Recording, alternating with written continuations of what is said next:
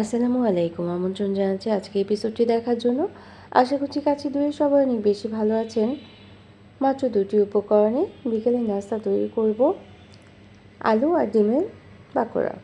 তো রেসিপি ভালো লাগলে অবশ্যই লাইক, কমেন্ট আর শেয়ার করে পাশে থাকতে পারেন। তো এখানে আমি বড় সাইজের একটা আলুকে ম্যাশড করে নিয়েছি। খুব ভালোভাবে ম্যাশড করে নিতে হবে যেন কোনো গুটুলি না থাকে। তারপর এর সাথে একটা ডিমও সিদ্ধ করে নিয়েছি।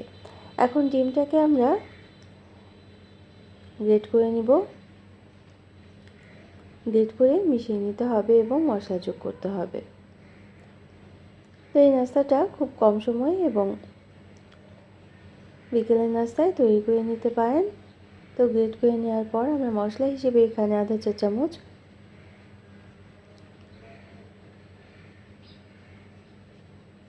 পেঁয়াজ কুচি এবং মরিচ কুচিও দিয়ে দিলাম। পেঁয়াজ কুচি আর মরিচ কুচি খুব মিহি করে কুচি করে নিতে হবে। আর কর্নফ্লাওয়ার দিয়ে দিচ্ছি 3 টেবিল চামচ পরিমাণ।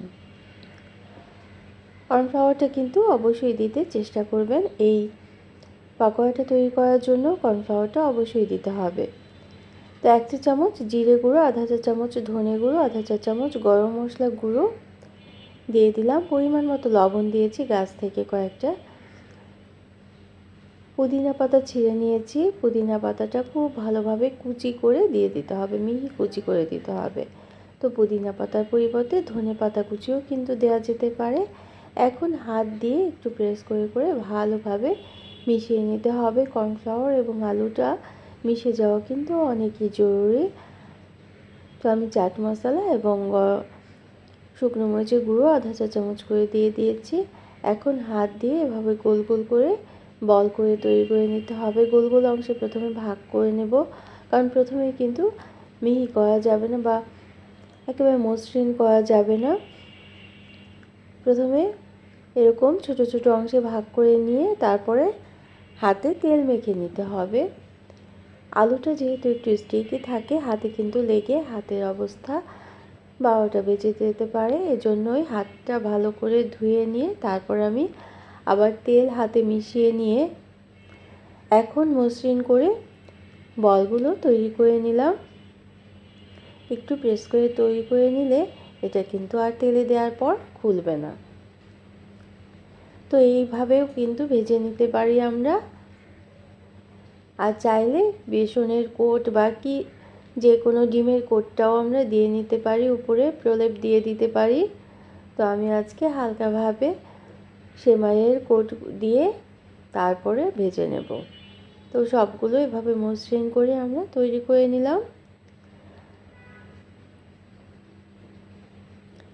তো সেমাই নিয়ে নিয়েছি। সেমাইটাকে খুব ভালোভাবে ঝুরঝুরে করে নিতে হবে। সেমাইয়ের উপর দিলে কি হবে, একটু উপরের দিকটা দারুণ ক্রিস্পি হয়ে যাবে। তো হাত দিয়ে প্রেস করে এভাবে তৈরি করে রাখার পরে তেলে ভেজে নিতে হবে। তো রেসিপিটি কেমন লাগলো অবশ্যই জানাতে পারেন, লাইক, কমেন্ট আর শেয়ার করতে পারেন। এবং নতুন যারা ভিজিট করছেন তারা চাইলে চ্যানেলটিকে সাবস্ক্রাইব করে বেল বাটনটাকে একটা প্রেস করে রাখতে পারেন, তাহলে নোটিফিকেশন পেয়ে পরবর্তী রেসিপিগুলো দেখে নিতে পারবেন।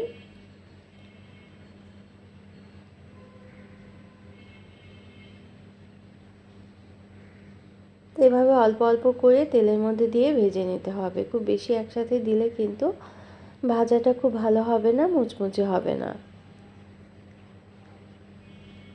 প্রায় 8 থেকে 10 মিনিট সময় নিয়ে সবগুলো স্ন্যাক্স কিন্তু আমরা ভেজে নিয়েছিলাম এবং ভেজে তুলে রাখবো।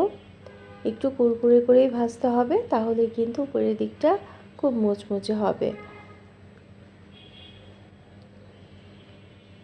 প্রয়োজনে চুলার আঁচটা কিন্তু কমিয়ে দিতে হবে, আবার বাড়িয়েও দিতে হবে। মুচমুচে করে সবগুলো স্ন্যাক্স আমরা তৈরি করে নিলাম। আজকে কিন্তু টিপ টিপ বৃষ্টি পড়ছে। বৃষ্টির দিনে স্ন্যাক্স খেতে অনেক বেশি ভালো লাগে।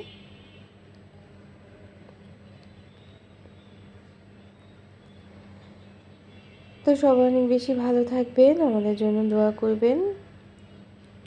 Thanks for watching. আল্লাহ হাফেজ।